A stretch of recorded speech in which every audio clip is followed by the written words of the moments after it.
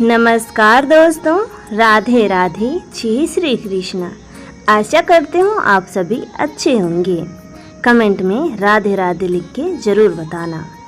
आज हम सुनने जा रहे हैं जेठ मास महात्म्य अध्याय 24। वशिष्ठ जी कहने लगे कि हे राजा दिलीप, बहुत से जन समूह सहित अच्छोद सरोवर में स्नान करके सुखपूर्वक मोक्ष को प्राप्त हो गए। तब लोमस जी कहने लगे, संसार रूपी इस तीर्थ राजा को सब श्रद्धापूर्वक देखो।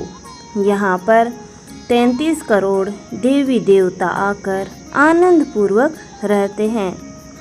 यह अक्षयवट है जिसकी जड़ें पाताल तक गई हुई है और मार्कंडेय ऋषि प्रलय के समय भगवान इसी अक्षयवट का आश्रय लेते हैं।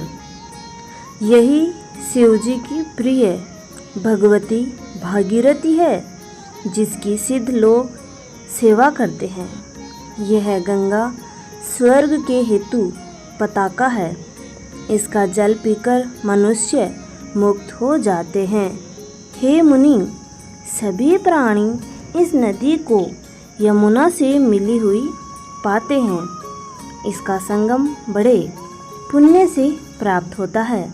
इसके स्नान से जन्म मृत्यु रूपी दावानल से कोई नहीं तपता, परंतु ज्ञान प्राप्त करके मुक्त हो जाता है। यहाँ पर स्नान करने से सभी प्राणी बिना आज्ञा के, बिना ज्ञान के भी मुक्त हो जाते हैं। इसीलिए ब्रह्मा जी ने यहाँ यज्ञ करने की इच्छा की थी। इसी संगम में भगवान विष्णु ने स्त्री प्राप्ति की इच्छा से स्नान करके लक्ष्मी जी को प्राप्त किया था। यहाँ पर त्रिशूलधारी शिवजी ने त्रिपर दैत्य को मारा था और प्राचीन काल में उर्वशी स्वर्ग से गिरी थी तथा स्वर्ग पाने की इच्छा से यहाँ पर ही उसके स्नान करने से नहुस कुल के राजा ययाति ने वंशधर पुत्र प्राप्त किया। यहाँ पर इंद्र ने प्राचीन काल में धन की इच्छा से स्नान किया था और माया से कुबेर के सब धन को प्राप्त कर लिया था।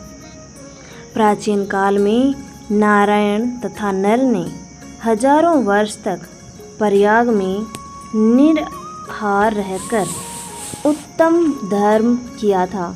यहाँ से जेगाश्यव्य सन्यासी ने महादेव जी जैसी शक्ति वाले से विजय पाई थी तथा अणिमा आदि योग के अति दुर्लभ ऐश्वर्य प्राप्त किए थे।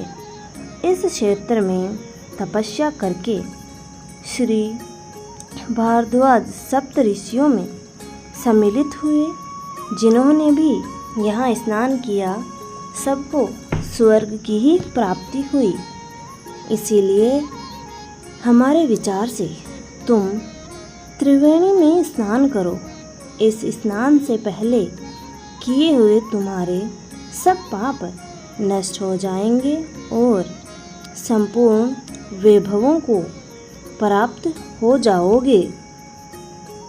ऋषि के इस प्रकार के सत्य वचन सुनकर सभी त्रिवेणी में स्नान करने का निश्चय कर लेते हैं और उसी त्रिवेणी में स्नान करने लग गए। स्नान करने से सबकी पिशाचता नष्ट हो गई। श्राप से विमुक्त होकर उन्होंने अपना शरीर धारण कर लिया। वेद निधि ने अपनी संतान को देखकर प्रसन्नचित होकर लोमस जी को संतुष्ट किया और कहा कि आपके अनुग्रह से ही श्राप से विमुक्त हुए। अब आप इन बालकों के योग्य धर्म को कहिए।